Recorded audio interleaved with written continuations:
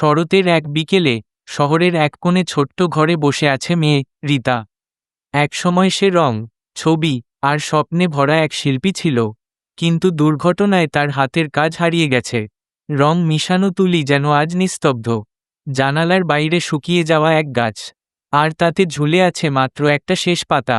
বাতাস এলেই দুলে ওঠে, কিন্তু পড়ে না।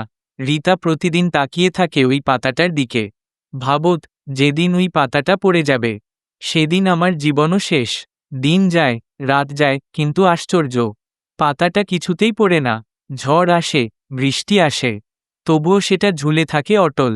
এক সকালে রীতা দেখে, তার চোখে আবার রং ফিরেছে। সে আবার তুলি হাতে তুলে নিল। বাঁচার ইচ্ছে জেগে উঠল। ঠিক তখন পাশের ঘরের বৃদ্ধ শিল্পীর মৃত্যু সংবাদ এল। রীতা হতভম্ব হয়ে জানালার দিকে তাকায়। ওই পাতাটা আসলে রং দিয়ে আঁকা। বৃদ্ধ শিল্পী রাতভর বৃষ্টির মধ্যে দাঁড়িয়ে থেকে তার জন্য সেই পাতাটা দেয়ালে এঁকে দিয়েছিলেন, যাতে রীতা বিশ্বাস হারায় না।